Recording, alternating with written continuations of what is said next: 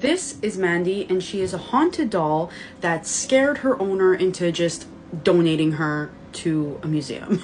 So Mandy here is an antique doll, as you can tell. She was made in the 1920s, and her first owner that I can find on the internet received her, I think, in 1991, but then she quickly got rid of her. So she was so afraid of her, she had an experience that made her just donate her to the Quesnel and District Museum here in Canada, and that is where Mandy resides today, and apparently she causes some trouble. But you may be asking what got her into that museum. One night, the owner was woken up by extremely loud cries of a baby that were coming from the basement where the doll had been left, and obviously there was no baby in this house. Apparently she had heard it for hours before she decided to go down and see what was happening. She's brave, because I would have been out of that house. Okay, so get this. She goes downstairs to figure out what is happening,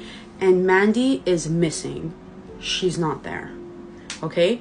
But the thing is, the next morning, she's back. She was like, hell no.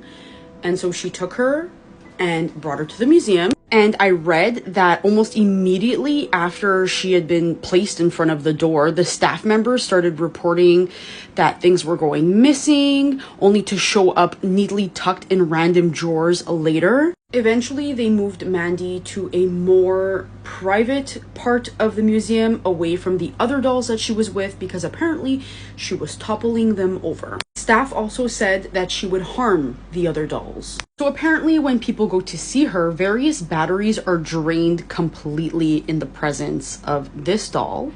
And one guest even claims that Mandy caused the light on her camera to go on and off every 5 seconds. And then once she left the room, it stopped. People say that Mandy's eyes follow them around the room. And like, I feel like that's pretty common with like dolls and pictures, but who knows? But some people have claimed that she has blinked when they were looking at her. And also it's said that she sometimes moves around to other displays. I believe that you can still go visit Mandy at the museum that I mentioned earlier, which is pretty cool. I feel like we don't hear of a lot of them in Canada. At least that I know of. Would you go visit Mandy? Anyways, thanks for being here. I am back with my haunted doll series. I have a few more to post.